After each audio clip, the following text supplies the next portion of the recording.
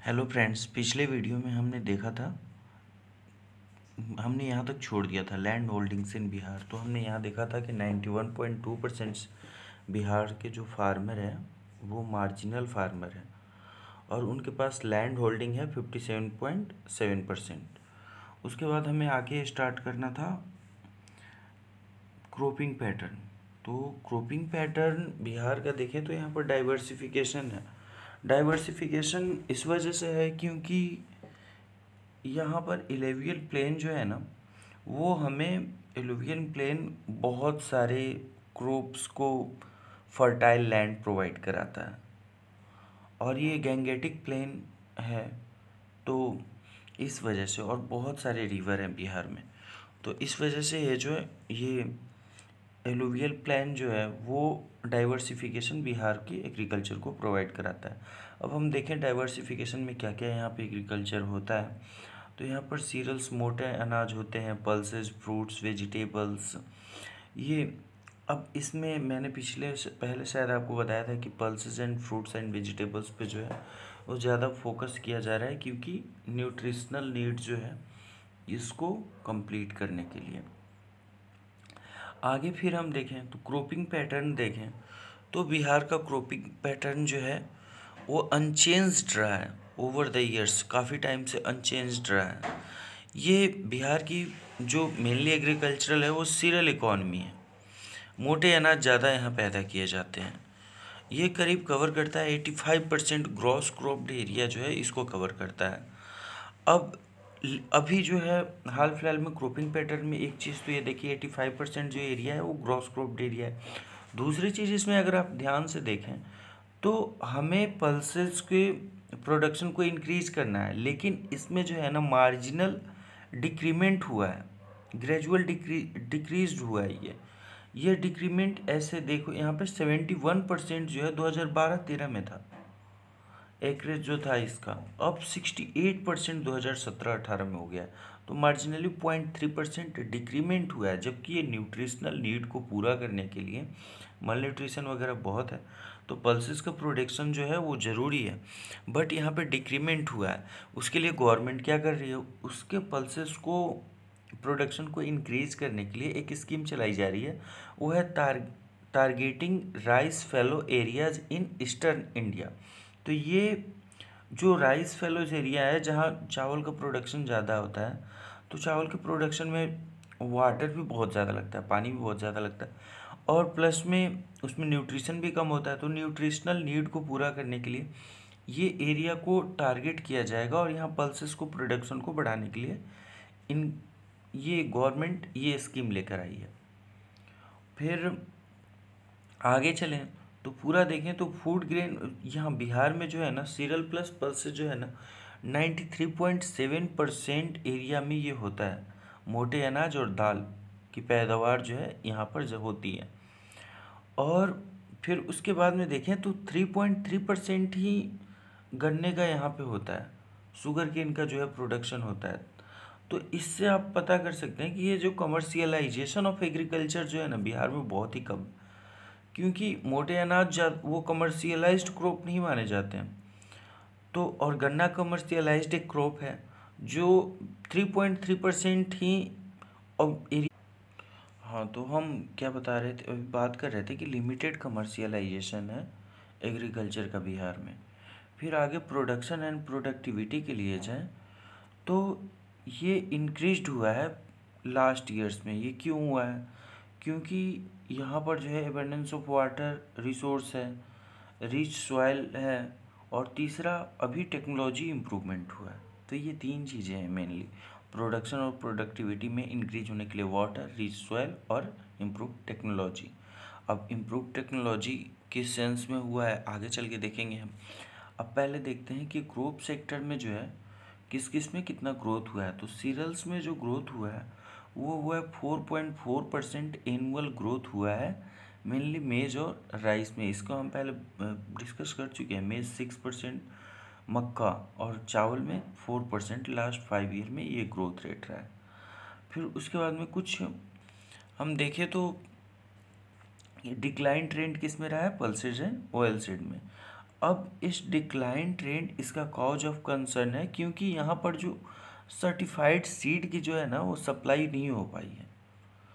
तो ये इसका मेन कारण रहा है डिक्लाइन ट्रेंड का, और ये ज़रूरी है न्यूट्रिशनल नीड के लिए, ये चीज़ याद रखना है। अब फिर उसके बाद में ये बाजरा मार इसमें थोड़ा ये ग्रोथ हुए हैं, ये ज़रूरी नहीं है डाटा इतना ज़्यादा, लेकिन आप लोग देख लें एक बार। चलिए हाँ, अब हम यहाँ पर बोल रहे थे क्या क्या चीज़ ज़रूरी होती है। एक तो वाटर, सॉइल, और तीसरा टेक्नोलॉजी। तो टेक्नोलॉजी सपोर्ट के लिए क्या हुआ है ये पॉइंट देखें। तो टेक्नोलॉजी सपोर्ट में एक तो सिस्टम ऑफ राइस इंटेंसिफिकेशन जो है एक है, फिर adoption of zero tillage method, provision of assured irrigation facilities through electric tube wells, फिर क्वालिटी सीड्स प्रोवाइड कराए जा रहे हैं, टूल्स एंड इक्विपमेंट जो है वो प्रोवाइड कराए जा रहे हैं बहुत सारे प्रोग्राम के थ्रू, और एक technology adopt technology to mitigate climate risk. तो ये सारे टेक्नोलॉजिकल सपोर्ट हैं एग्रीकल्चर को प्रमोट करने के लिए। अब फिर उसके बाद में फ्लैक्चुएशन रेनफॉल में हुआ है, फिर भी जो है प्रोडक्शन इंक्रीज होता रहा है। आगे देखें अगर शुगर केन, तो मैंने बताया था कि लिमिटेड कमर्शियलाइजेशन है, लेकिन शुगर केन इम्पोर्टेंस किस लिए है? इम्पोर्टेंस इसका इस वजह से है कि ये स्किल्ड और सेमी स्किल्ड वर्कर को एम्प्लॉयमेंट दोनों को ये प्रोवाइड कराता है, एम्प्लॉयमेंट प्रोवाइड कराता है। दूसरी चीज़, ये मेजर एग्रो प्रोसेसिंग इंडस्ट्री है। इसके अलावा एग्रो प्रोसेसिंग इंडस्ट्री गन्ने से ही वो शुगर वगैरह की जो है प्रोसेसिंग इंडस्ट्री, ये मेजर बिहार की प्रोसेसिंग इंडस्ट्री है। फिर अब यहाँ पे वाटर रिसोर्सेस ज़्यादा हैं, तो वाटर, ये गन्ना आपको पता होगा वाटर इंटेंसिव क्रॉप है, तो वाटर रिसोर्सेज ज़्यादा होने की वजह से अब ये भी एक एटमॉस्फेयर प्रोवाइड कराता है गन्ने के उत्पादन के लिए। और ये सबसे ज़्यादा गन्ना बिहार में होता कहाँ पे? वेस्ट चंपारण में। हाईएस्ट यील्ड इसका पटना में है और सबसे मिनिमम बक्सर में है। ये फैक्ट पीटी के लिए है।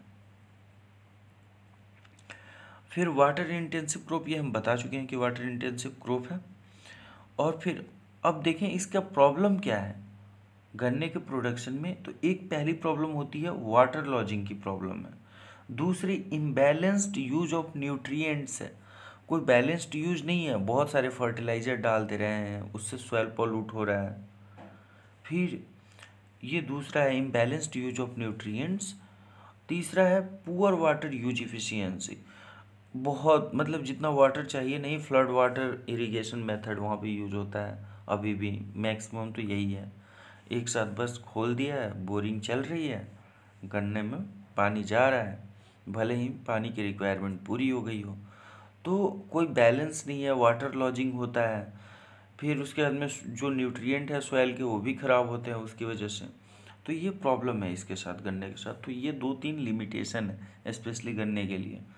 एफर्ट्स इसके लिए क्या क्या गवर्नमेंट द्वारा स्टार्ट किए गए हैं, तो अभी इसके लिए क्रेडिट एक्सेस, गवर्नमेंट जो है क्रेडिट एक्सेस प्रोवाइड कराएगी थ्रू किसान क्रेडिट कार्ड। किसान क्रेडिट कार्ड जो है आप लोगों को पता होगा स्कीम स्टार्ट की गई है, तो उसके थ्रू क्रेडिट एक्सेस कराना है फार्मर को। बिहार सरकार द्वारा एक मुख्यमंत्री गन्ना विकास योजना लॉन्च किया गया है। इसमें क्या है, 160 रुपये पर क्विंटल ये सब्सिडी प्रोवाइड कराई जाएगी गन्ना उत्पादन के लिए, और SC/ST के लिए 200 रुपये पर क्विंटल फार्मर को। ये सर्टिफाइड शुगर केन सीड खरीदने के लिए फॉर द मैक्सिमम 2.5 एकड़ लैंड के लिए।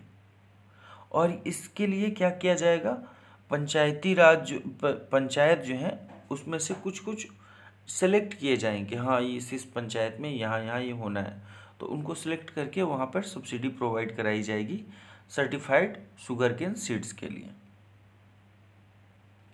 फिर उसके बाद में बहुत सारे अवेयरनेस प्रोग्राम इसके लिए चलाए जा रहे हैं। उसके लिए वर्कशॉप वगैरह ऑर्गेनाइज कराने का प्लान है कि हाँ इनसे इसको टेक्नोलॉजी इनोवेशन को प्रमोट किया जाए, उसको एडॉप्शन में लाया जाए जिससे क्लाइमेट रिस्क कम हो।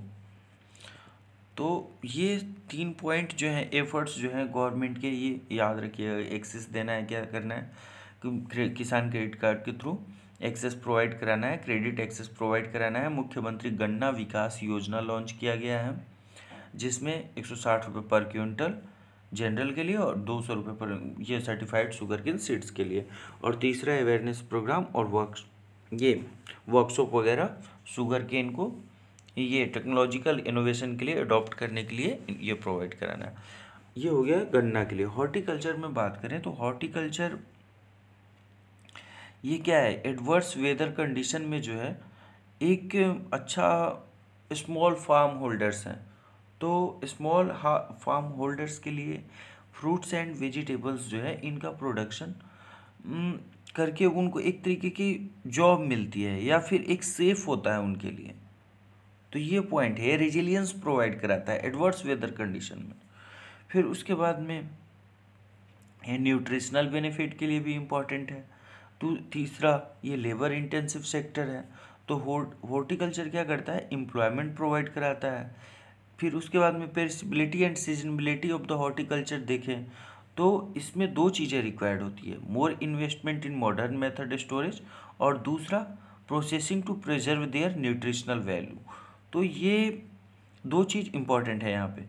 और फिर उसके बाद में क्या इसको इनेबल किया है, क्या मतलब ऐसा ये इसी के लिए नहीं, पूरे एग्रीकल्चर के लिए जब आप जाएंगे तो कुछ आंसर लिखेंगे तो इन पॉइंट्स को मेंशन कर सकते हैं कि what have enable the production of the diversified food products in Bihar including fruits and vegetables. तो फ्रूट्स और वेजिटेबल्स के लिए तो आई, फूड प्रोडक्ट के लिए भी आए, तो ये पॉइंट क्या है।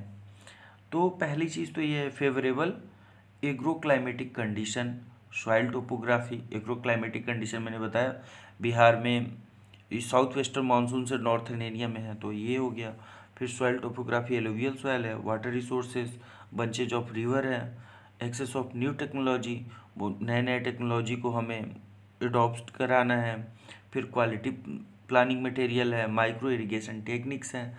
तो ये इनेबल करती हैं हमारे एग्रीकल्चर को इंक्रीज करने के लिए, प्रोडक्शन को इंक्रीज करने के लिए। तो ये 5-6 पॉइंट रट जाइए, या फिर और कोई आपको अच्छा पॉइंट मिले तो उसको रट जाइए आप लोग। फिर आगे चले फ्रूट्स के लिए देखें तो फ्रूट्स में बिहार में कुछ स्पेसिफिक हैं, आप लोगों को पता होगा, जैसे लीची, मुजफ्फरपुर का लीची फेमस है।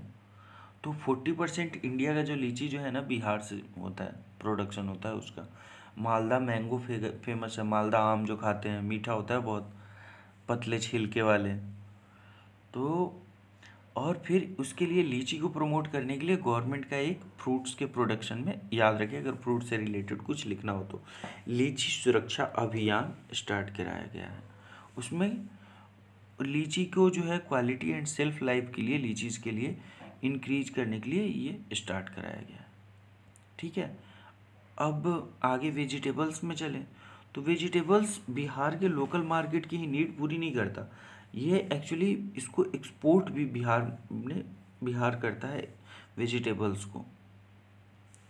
और वेजिटेबल्स जो है 70% जितना भी हॉर्टिकल्चर का प्रोडक्शन होता है उसमें वेजिटेबल्स का पोर्शन 70% है, मतलब मेजर पोर्शन वेजिटेबल्स भी है। अब ये वेजिटेबल्स होता क्या है, इसका डिमांड इलास्टिक डिमांड है, मतलब कभी बढ़ना कभी घटना, डिमांड के अकॉर्डिंग है। तो और ये जो स्मॉल फार्म होल्डर्स हैं बिहार में, तो स्मॉल फार्म होल्डर्स ही हैं, 91% करीब हैं मार्जिनल फार्मर्स। तो इनके लिए एक तरीके से एक इनकम का सोर्स है ये। तो हॉर्टिकल्चर को ये वेजिटेबल्स वगैरह के प्रोडक्शन को इंक्रीज करना भी चाहिए। घरों के छतों तक लोग सब्जी पैदा कर करके बेचते हैं, तो इनके लिए एक सोर्स है इनकम का, प्लस में खुद के खाने का भी सोर्स हो जाता है उनका। फिर आगे एफर्ट्स देखें कि इसके लिए क्या एफर्ट्स उठाए गए हैं। तो गवर्नमेंट ने एग्रीकल्चरल रोड मैप जो है 2017 से 22 वाला जो करना है, उसमें ऑर्गेनिक फ्रूट्स और ऑर्गेनिक वेजिटेबल्स पे इम्फेसिस किया है। फिर न्यूट्रिशनल हॉर्टिकल्चर जो मिशन है उसमें 2 पार्ट में है। सेंटर के थ्रू जो पोस्ट हार्वेस्ट मैनेजमेंट होगा उसमें 23 डिस्ट्रिक्ट को कवर करना है। बाकी जो 15 डिस्ट्रिक्ट है, टोटल 38 डिस्ट्रिक्ट है बिहार में, उसमें से 23 जो है नेशनल हॉर्टिकल्चर मिशन द्वारा कवर किए जाएंगे और बाकी के 15 डिस्ट्रिक्ट सीएम हॉर्टिकल्चर मिशन द्वारा वो कवर किए जाएंगे। फिर ये तो हो गए 2 पॉइंट। एफर्ट्स में एक agricultural road map, national horticulture mission और एंड सीएम हॉर्टिकल्चर मिशन। तीसरा पॉइंट है प्रोवाइड कराना है एक्सेस क्वालिटी प्लांटिंग मटेरियल ताकि ज़्यादा से ज़्यादा फायदा हो। फिर इनकरेज करना है tissue culture technology through agriculture. अब ये किसके थ्रू किया जाएगा? एग्रीकल्चरल यूनिवर्सिटी साबौर में है उसके द्वारा। फिर उसके बाद बूस्ट करना है boost to integrated nutrient management. अब इससे न्यूट्रिएंट मैनेजमेंट ताकि उसका बना रहे तो उसके लिए क्या फूड प्रोसेसिंग इंडस्ट्री को डेवलप करना है। फिर इंफ्रास्ट्रक्चर डेवलप करना है, जैसे कि इंफ्रास्ट्रक्चर क्या ज़रूरी होती है। अब देखें तो एक कोल्ड चेन मार्केटिंग होना चाहिए। फिर उसके बाद में cultivation of poly houses, shed net houses, इनको प्रमोट करना है। फिर supply of water through micro irrigation schemes. तो ये 6-7 टेक्निक है इनको प्रमोट करने के लिए। आगे अब देखें तो एग्रीकल्चर में क्या क्या इनपुट रिक्वायर्ड होती है। तो एग्रीकल्चर के लिए सबसे पहले क्या चाहिए? सबसे पहले चाहिए सीड, बीज चाहिए। उसके बाद में फर्टिलाइज़र चाहिए। अब फर्टिलाइज़र से क्या है, थोड़ा बहुत पॉल्यूट होगा तो उसको ख़त्म करने के लिए ऑर्गेनिक फार्मिंग को अभी प्रमोट किया जा रहा है, तो ऑर्गेनिक फार्मिंग पे एम्फेसिस किया गया। फिर एग्रीकल्चरल मशीनरी चाहिए, एग्रीकल्चरल क्रेडिट इन्वेस्टमेंट के लिए चाहिए और एक एक्सटेंशन सर्विस। तो ये एग्रीकल्चरल इनपुट है। इकोनॉमिक सर्वे में ये 6 लिखे हुए हैं एग्रीकल्चरल इनपुट, तो इनको आप याद रख ले 6 को। अब सीड के बारे में देख लें कि क्या है, इससे रिलेटेड क्या स्कीम्स गवर्नमेंट की लाई गई है। तो सीड होता क्या है? सेंट्रल टू क्रॉप प्रोडक्शन है और हमें क्वालिटी सीड्स को इम्प्रूव करना है और फॉर द फूड सिक्योरिटी और न्यूट्रिशनल सिक्योरिटी। अब देखें तो सबसे पहला इसमें है कि ये एग्रीकल्चरल रोड मैप जो है इसके थ्रू सीड, ये टेक्नोलॉजिकल इनोवेशन के थ्रू हमें जो है क्लाइमेट रेजिलिएंट सीड को प्रमोट करना है या फिर उसको बनाना है। उसके लिए इंफ्रास्ट्रक्चर डेवलप करना है through the cooperatives for proper processing and storage of seeds. उसके बाद में सीड रिप्लेसमेंट रेशियो जो है उसमें कितना रिप्लेस्ड हुआ है जो कि ट्रेडिशनली यूज करते आ रहे हैं। तो सीड रिप्लेसमेंट रेशियो अगर देखें तो SR ये जो है इसका टारगेट रखा गया था एग्रीकल्चरल रोड मैप के अंडर में। तो इसमें 42% फॉर राइस है एंड 86% फॉर मक्का मेज़ के लिए हुआ है। अब लेकिन वीट का जो टारगेट है वो अचीव नहीं हुआ है। तो गेहूं के उत्पादन से रिलेटेड कुछ लिखेंगे तो लिखेंगे कि 31% का टारगेट है, अब इसको अचीव करना बाकी है। लेकिन और यहाँ पे पल्सेस और ऑयल सीड के लिए देखें तो ये अवेलेबल नहीं है, जितने डिमांड है उतने अवेलेबल नहीं हुए हैं। फिर आगे देखें तो इसके लिए गवर्नमेंट ने क्या किया है कि बिहार स्टेट सीड कॉरपोरेशन जो है वो स्पेसिफिक स्कीम लेकर आई है। कौन? Bihar state seed corporation specific scheme लेकर आई है। इसके थ्रू क्या है, इनको डिस्ट्रीब्यूट करना है सीड्स ऑफ पैडी, वीट, मेज, पल्सेस, वेल सीड जितने भी हैं इनको। उसके अलावा फिर आगे देखें तो encouragement to the seed farming, seed processing, establishment of the agri clinics, इसके लिए एग्री क्लिनिक्स वगैरह डेवलप किए जाएंगे। और फिर उसके बाद में और इनका ऐसा नहीं है कि कभी भी सीड जो है मार्केट में आ गया, इसको टाइमली प्रोसेस करने के लिए गवर्नमेंट द्वारा इनिशिएटिव लिया गया कि हाँ टाइमली सीड को जो है इम्प्रूव करके डिस्ट्रीब्यूट किया जाए। तो एक टाइमली डिस्ट्रीब्यूशन है और सप्लाई इनका, ये चीज़ें दो बहुत ज़रूरी है। बिसाइड्स ऑल दिस अगर आगे देखें तो फिर नेटवर्क ऑफ डिस्ट्रीब्यूशन के लिए क्या किया गया है कि गवर्नमेंट ने अभी नेटवर्क हर जो पंचायत में ना कुछ उन्होंने सेलेक्ट किए हैं कि हाँ इस जगह से जा कर के प्रोवाइड कराया जाए। तो हर पंचायत या ब्लॉक लेवल पे एक इन्होंने ऐसा वो प्लेटफॉर्म तैयार किया गया है कि हाँ यहाँ से डिस्ट्रीब्यूट होंगे।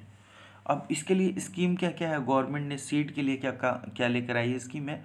एक मुख्यमंत्री तीव्रा बीज विस्तार योजना है, CM क्रैश सीड प्रोग्राम, और फिर उसके बाद में एक और है इंटीग्रेटेड सीड विलेज प्रोग्राम, इसी के बारे में बता रहा था।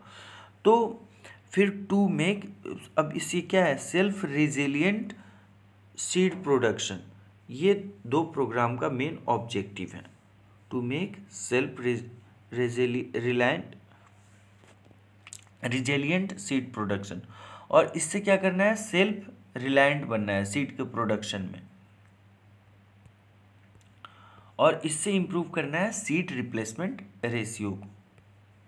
अब आगे चले फर्टिलाइज़र में देखें, तो फर्टिलाइज़र में बिहार में जो है मेनली यहाँ पर एनपीके का जो रेशियो है वो 7:2:1 है, और इसको बैलेंस्ड यूज करने के लिए सजेस्ट किया जा रहा है कि इसको बैलेंसली यूज किया जाए।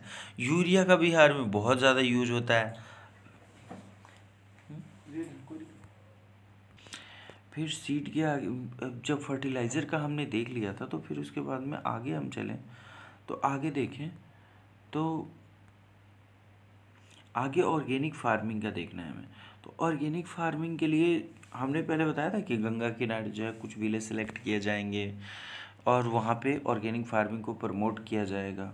और फिर और स्टेट गवर्नमेंट का क्या है, स्टेट गवर्नमेंट जो है वर्मी कंपोस्ट और बायो फर्टिलाइज़र तैयार करेगी, जो कि अफोर्डेबल रेट्स पे फार्मर को देगी, और जो कि मिनिमाइज़ करेगी जो केमिकल फर्टिलाइज़र पे उनकी डिपेंडेंसी है उनको कम करने के लिए। तो वर्मी कंपोस्ट और क्या, बायो फर्टिलाइज़र तैयार कराए जाएंगे। आगे देखें, ये ऑर्गेनिक कॉरिडोर के बारे में हमने बात कर ली। उसके लिए आउटले क्या है, ये 255 करोड़ रुपए खर्च किए जाएंगे, वही गंगा किनारे वो डेवलप करना है, ये हम पहले बात कर चुके हैं। फिर उसके बाद में एग्रीकल्चर, ये जो है मेन बिहार का जो है agricultural and food products development authority जो है, इसको काम दिया गया है सर्टिफाइंग एजेंसी ऑर्गेनिक प्रोड्यूस के लिए।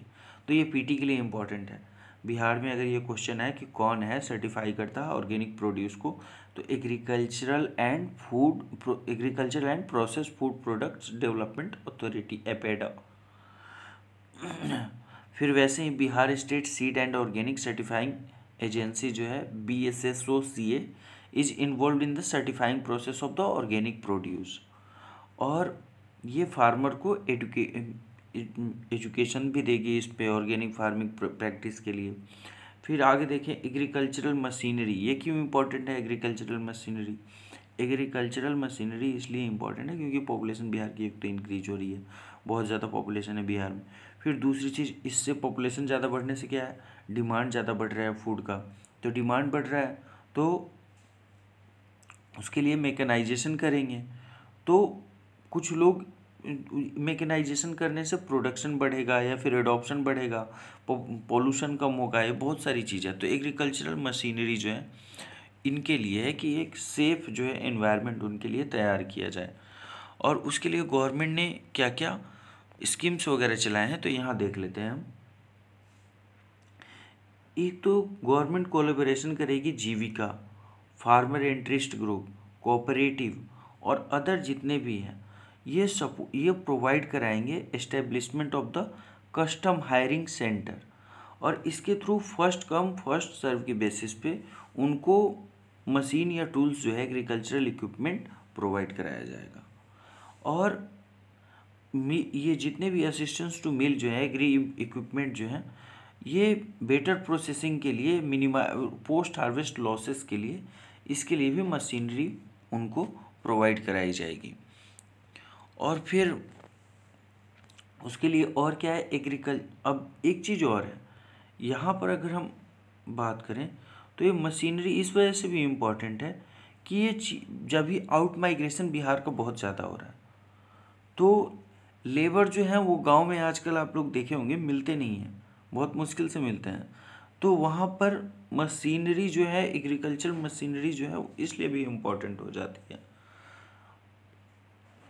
तो इन सब चीज़ को लेकर के एग्रीकल्चरल मशीनरी का इम्पोर्टेंस है। अब अगला पॉइंट है एग्रीकल्चरल क्रेडिट जो है वो कैसे प्रोवाइड कराया जाए। तो एग्रीकल्चरल क्रेडिट क्यों ज़रूरी है, तो इसके लिए ये देखें तो एग्रीकल्चरल क्रेडिट जो है इम्पॉर्टेंट इंस्ट्रूमेंट होता है प्रोडक्टिव एग्री ऑपरेशन के लिए। ये क्या करता है, क्वांटिटी एंड क्वालिटी को इंक्रीज करता है, फार्मर का जो कैपिटल एसेट्स है उनको इंक्रीज करता है, जैसे ट्रैक्टर हुआ तो कुछ और बिजनेस कर लेते हैं वो, या फिर कहीं और की उसी चीज़ से कुछ कमा रहे हैं। तो एक तरीके से कैपिटल एसेट्स उनके तरीके भी काम करता है। फिर आगे देखें तो ये रिस्क जो है मिनिमाइज करता है risk during the production uncertainties. फिर उसके बाद में नेक्स्ट पॉइंट देखें तो ये इनेबल करेगा एडॉप्शन, न्यू टेक्नोलॉजी को इनेबल कराना है, फार्मर को हेल्प करना है, मिनिमाइज करना है उनकी डिपेंडेंसी जो है कॉस्टली बोरिंग पे। तो इसलिए भी एग्रीकल्चरल क्रेडिट ज़रूरी है, वो नहीं तो मनी लेंडर के चक्कर में पड़ जाते हैं, उनको महंगे रेट पे ब्याज पे वो लोन लेना पड़ता है। तो इन सभी चीज़ों को लेकर के उनको एग्रीकल्चरल क्रेडिट, अभी बहुत सारे गवर्नमेंट ने ऐसे भी उनको अपीजमेंट का वो आजकल पॉलिसी चल गई है सब लोग फार्मर को लेकर के कि हाँ इनको पैसे दे दो, इनको खुश कर दो। तो इससे भी बहुत ज़्यादा वो चल रहा है। हाँ, एग्रीकल्चरल क्रेडिट एक ये मतलब ऐसा होना चाहिए कि हाँ जस्टिसिएबल होना चाहिए, ऐसा नहीं कि उनको डिपेंडेंट कर दिया उसमें। चलो आगे देखते हैं। फिर उसके बाद में अगर देखें तो ये फ्लो क्रेडिट का रहा क्या है, तो 2013-14 में 28,770 करोड़ रुपए खर्च किए गए थे एग्रीकल्चरल फ्लो क्रेडिट पे, जो कि बढ़कर के 42,161 करोड़ हुआ है 2017-18 में। तो 5 सालों का ये ट्रेंड रहा है, तो इतना बढ़ा है। अब फिर आगे चलें तो इसके लिए एफर्ट्स क्या है, किसान अभी जो है सबसे इम्पोर्टेंट एफर्ट्स तो किसान क्रेडिट कार्ड प्रोवाइड कराए गए हैं। अब इससे फार्मर क्या है maximize their credit of 50,000 to meet the related input expenses of the through the banks under a single window system. एक सिंगल विंडो सिस्टम उनके लिए बनाया गया। 35.5% ऑफ द टारगेट जो है ये इसके द्वारा अचीव किया जा चुका है। आगे देखें, एक लास्ट पॉइंट रह गया एग्रीकल्चरल इनपुट में एक्सटेंशन सर्विसेज। तो एक्सटेंशन सर्विसेज मेनली किस लिए चाहिए, इसमें 3 चीज़ें हैं, एक तो टेक्नोलॉजी ट्रांसफ़र, दूसरा एडॉप्शन, तीसरा कैपेसिटी बिल्डिंग। मतलब जो भी टेक्नोलॉजिकल ट्रांसफ़र हो रहा है उसको एडॉप्ट किया जाए और इससे कैपेसिटी बिल्डिंग वगैरह प्रिपेयर किया जाए, ये 3 चीज़ें हैं। अब फिर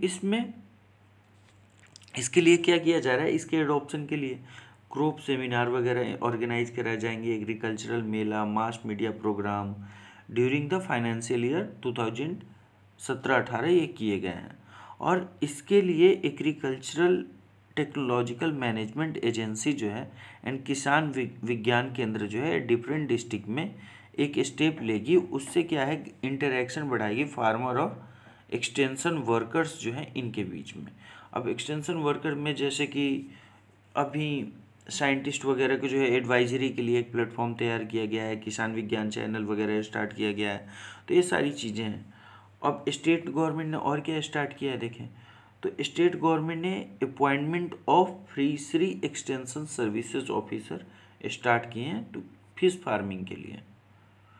फिर उसके आगे देखें तो as per the annual report देखें तो 13,000 फार्मर जो हैं उनको आधार वेरिफिकेशन के थ्रू और डायरेक्ट बेनिफिट ट्रांसफ़र जो है ऑर्गेनिक कल्टीवेशन के लिए ये प्रमोट करने के लिए उनको चुना गया है या फिर उनको एक तरीके से प्रोवाइड कराया गया। फिर आगे देखें तो सब्जेक्ट ये कुछ जो सब्जेक्ट मैटर स्पेशलिस्ट जो हैं जैसे किसान सलाहकार हो गया, ये सब ब्लॉक लेवल पे, थ्रू द किसान पाठशाला हो गया, किसान विकास शिविर्स हो गए, ये एक्सटेंशन सर्विसेज हैं जिनसे किसानों को मदद मिल सके उनके एग्रीकल्चरल नीड या फिर कोई एडवाइस के लिए। अलग प्रोग्राम और देखें तो विजिट्स जैसे फार्मर्स ट्रेनिंग वगैरह प्रोवाइड कराए जाएंगे। फिर उसके बाद में क्रॉप इन स्पेसिफिक डेमोन्स्ट्रेशन दिखाया जाएगा, फार्मर ट्रेनिंग दिया जाएंगे और फिर उनकी स्किल्स को बढ़ाने के लिए एम्प्लॉयबिलिटी ऑफ यूथ के लिए तो इसमें ट्रेनिंग वगैरह का प्रोग्राम है। फिर किसान कॉल सेंटर है जो कि 24/7 एडवाइजरी सर्विसेज किसान को प्रोवाइड कराता है। तो बाहर से जो भी एग्रीकल्चर के लिए सपोर्ट जो मिलता है वो एक्सटेंशन सर्विस होता है। तो उसमें टेक्नोलॉजिकल ट्रांसफ़र हो गया, एडॉप्शन हो गया और तीसरा कैपेसिटी बिल्ड करना है। तो इन सब के लिए बाहर से किसान के लिए जितनी भी बाहर से एक्सेस मिल रही है एक्सटेंशन सर्विसेज है। तो हम सबसे पहले ये देखें कि animal husbandries, fisheries and dairy farming ये क्यों इम्पोर्टेंट है। तो सबसे पहली चीज़ तो ये है कि अगर एग्रीकल्चरल फेलियर हो जाए तो ये सेक्टर जो है, एक तो एम्प्लॉयमेंट प्रोवाइड कराती है, दूसरी चीज़ ये इनकम का सोर्स देती है। कैसे? अगर मान लेते हैं एग्रीकल्चरल फेलियर हो गया तो किसी के पास भैंस या गाय है तो उसको क्या करेगा, उससे वो दूध बेच सकता है, या फिर ये जो कोऑपरेटिव में जॉब करते हैं उनको एम्प्लॉयमेंट ये प्रोवाइड कराता है। तो इस वजह से एनिमल हस्बेंड्रीज, फिशरीज और डेयरी फार्मिंग बहुत इम्पॉर्टेंट रोल प्ले करता है। तो यहाँ पर हम ये एक्सप्लेन कर सकते हैं कि at the time of the agricultural failure, sector like animal husbandry, fishery and dairy farming covers the risk coverage. और फिर उस ये सबसे ज़्यादा इम्पोर्टेंस है इस सेक्टर का। और दूसरी चीज़ ये क्या है, वाइटल सोर्स ऑफ प्रोटीन है। एक तो पहले ही यहाँ पर मल न्यूट्रिशन बहुत ज़्यादा है, वो मिलता नहीं है प्रोटीन वगैरह तो ये सेक्टर प्रोटीन प्रोवाइड कराता है। और अब इसका कंट्रीब्यूशन देखिए जीएसडीपी में, ग्रॉस स्टेट डोमेस्टिक प्रोडक्ट में, तो लाइव स्टॉक सेक्टर का जो है 5.30% है और फिशरीज का 1.53% है। तो इसको इंक्रीज करने की ज़रूरत है फॉर प्रोटीन नीड और रिस्क कवरेज। एक तो ये प्रोटीन नीड को पूरी करेगा, दूसरा रिस्क कवरेज को पूरा करेगा। तो ये इम्पोर्टेंस है इस सेक्टर का। फिर आगे अगर इसके लिए चलें तो देखें तो गवर्नमेंट क्या इसके लिए प्लान लेकर आई है। तो इसके लिए जो है ना, गवर्नमेंट अभी एक एनिमल इंसेमिनेशन जो है और वैक्सीनेशन जो है और इनको कवर करने के लिए जो है गवर्नमेंट ने specific livestock health program जो है स्टार्ट कराए हैं फॉर काउज एंड गोट्स। उसके बाद फिर आगे देखें तो आगे स्टेट गवर्नमेंट कुछ प्रमोट करेगी गौशाला सेंटर के प्रोग्राम, जैसे राष्ट्रीय गोकुल मिशन आप लोगों को पता होगा, उससे भी हमें जो है नए ब्रीड के जो है एनिमल्स काऊ वगैरह जो है हमें डेवलप करने हैं। तो राष्ट्रीय गोकुल मिशन को जो है वो मेंशन करेंगे, सेंटर का प्रोग्राम है और उसके बारे में फिर पढ़ेंगे। प्रोडक्शन ऑफ, फिर आगे फिशरीज प्रोडक्ट के लिए देखें तो गवर्नमेंट जो है अलग अलग रिसर्च के लिए वो चीज़ें लेकर आई है। उसके लिए क्या है, animal health and the product, fisheries के लिए तो आगे देख लेंगे, पहले एनिमल के लिए देखते हैं। Animal health and the production institute जो पटना में है, ये पीटी के लिए भी इम्पोर्टेंट है। ये इंस्टीट्यूट बिहार में कहाँ पे, animal health and production institute Patna. ये नोडल एजेंसी है वैक्सीनेशन के लिए और रिसर्च के लिए, एनिमल के लिए। और फिर उसके बाद में आगे स्ट्रेंथनिंग देखें तो लाइव स्टॉक को जो है एक उसका जो है गौशाला वगैरह जो है डेवलप किए जाएंगे। तो टिल डेट अभी तक जो है ना 86 गौशाला ऑलरेडी जो है रजिस्टर्ड किए जा चुके हैं। इसके ये टू मॉडर्नाइज देम और फॉर बेटर इंफ्रास्ट्रक्चर। आगे फिशरीज सेक्टर में अगर देखें हम तो फिशरीज सेक्टर में अभी प्रोडक्शन जो इंक्रीमेंट हुआ है 6.97% इंक्रीज हुआ है। फिर उसके लिए गवर्नमेंट के कुछ इनिशिएटिव भी लिए गए हैं, तो इनिशिएटिव देख लें। तो सबसे पहले ये फाइनेंशियल एंड टेक्निकल सपोर्ट देना है और फिर उसके बाद फिर सब्सिडाइज करना है। उसके लिए टूल्स एंड इक्विपमेंट जो है वो दिए जाएंगे लोगों को। फिर उसके लिए पोर्ट्स, फीस, सीड हेचरीज ये वगैरह डिस्ट्रीब्यूट किए जाएंगे, व्हीकल डिस्ट्रीब्यूट किए गए हैं। फिर उसके बाद में रिनोवेशन ऑफ पॉन्ड्स कराए गए हैं, कई गाँव के तालाब तो सूख गए हैं तो उनको फिर से रिनोवेट कराएगी। इनपुट सब्सिडीज़ वगैरह फिश फीड के लिए दिए जाएंगे। फिर उसके बाद में in order to protect fisherman from every threats, droughts and floods, insurance coverage का एक प्रोविज़न रखा गया है। फिर variation in the training programs, अब देखें तो ICAR द्वारा जो है कुछ ट्रेनिंग प्रोग्राम वगैरह जो है वो चलाए गए हैं। तो ये सारी चीज़ें हैं। फिर उसके बाद में डेयरी फार्मिंग में आगे चल के देखें तो डेयरी फार्मिंग में ये इम्पोर्टेंट क्यों है डेयरी फार्मिंग। तो पहली चीज़ तो वही चीज़ आएगी कि एडिशनल एम्प्लॉयमेंट प्रोवाइड कराता है। और ये सबसे ज़्यादा एम्प्लॉयमेंट उनको जो स्मॉल लेबरर्स और स्मॉल फार्म होल्डर्स जो होते हैं इनके लिए बहुत ज़रूरी है ये चीज़। अब बिहार में तो देखें तो 91% जो है मार्जिनल फार्मर्स है, तो ये सेक्टर इस मायने से भी बहुत ज़्यादा इम्पोर्टेंस रखता है। दूसरी चीज़ प्रोटीन नीड को पूरी करेगा। इसके लिए क्या इनिशिएटिव लिए गए हैं गवर्नमेंट के, तो कुछ कोऑपरेटिव्स वगैरह के थ्रू कोलैबोरेशन वगैरह गवर्नमेंट स्टार्ट कराना चाह रही है, फिर लोगों को प्रमोट कर रही है कोऑपरेटिव वगैरह से जुड़ने के लिए। फिर उसके बाद में सप्लाई ऑफ ग्रीन प्रोडक्ट के लिए क्या है, सब ये ग्रीन फोडर सप्लाई करने के लिए एफर्ट्स जो है गवर्नमेंट द्वारा उठाए गए हैं। उसके लिए एनिमल फीड फैक्ट्रीज जो है सारे डिस्ट्रिक्ट में बनाए जाएंगे। अब टोटल प्रोडक्शन ऑफ मिल्क देखें तो 92.41 लाख टन 17-18 में हुए हैं। उसके मेजर सोर्स रहा है काऊ, बफेलो और तीसरे नंबर पे गोट। तो ये टोटल था वीडियो। तो इसमें कुछ कुछ सजेशंस जो हैं आप वीडियो पॉज करके सजेशंस या फिर इनिशिएटिव जो है गवर्नमेंट के ये सब देख लेंगे और खुद नोट कर लेंगे। और सजेशंस वगैरह आप इकोनॉमिक सर्वे से आप खुद पॉइंट बना सकते हैं, तो खुद बना करके देख लेंगे। तो इकोनॉमिक सर्वे का एग्रीकल्चर वाला चैप्टर जो है बहुत ज़्यादा इंपॉर्टेंट है। एटलीस्ट आप कुछ नहीं देख कर जाएँ तो इसका जो एग्जीक्यूटिव समरी जो एग्रीकल्चर वाला चैप्टर का जो है कम से कम वो पढ़ करके ज़रूर जाएँ। और कुछ अलग एग्रीकल्चर से रिलेटेड एक क्वेश्चन तो फिक्स आता है तो वो पढ़ के जाएं। और एग्जीक्यूटिव समरी में बार बार बोल रहा हूँ वो पढ़ें। और दूसरी चीज़ एग्रीकल्चर से रिलेटेड और कोई भी गवर्नमेंट का सेंटर के गवर्नमेंट का कोई स्कीम वगैरह चल रहा हो तो उनको आप देखें, जैसे कि नेशनल हॉर्टिकल्चर मिशन हो गया। फिर आपका ये अभी फार्मर के लिए गवर्नमेंट द्वारा स्कीम चलाई गई है जिससे प्रधानमंत्री की स्कीम है जिसमें 6,000 रुपये दिए गए हैं, तो उसको आप देखें। प्रधानमंत्री किसान सम्मान निधि योजना जो है इसको, इन सबको जितने भी एग्रीकल्चर से रिलेटेड है उन स्कीम को एक बार पढ़ लें ताकि आपको आंसर लिखने में आसानी हो और इनको इंक्लूड करें, अच्छे मार्क्स आपको दिलाएं ये। तो बस एग्रीकल्चर चैप्टर में इतना ही। आगे हाँ, सेकंड चैप्टर के लिए बच्चे बोल रहे थे तो सेकंड चैप्टर वो बाद में आएगा। वो सेकंड चैप्टर हम लास्ट में कवर करेंगे क्योंकि इसमें इतना ज़्यादा डाटा है ना, और वो डाटा इतना ज़्यादा यूज करना होता नहीं है। तो सेकंड चैप्टर हम लास्ट में लेकर आएंगे। उससे पहले हम सारे चैप्टर जो हैं जिसमें सजेशंस वगैरह गवर्नमेंट के स्कीम्स वगैरह जो दिए हुए हैं वो कवर करेंगे।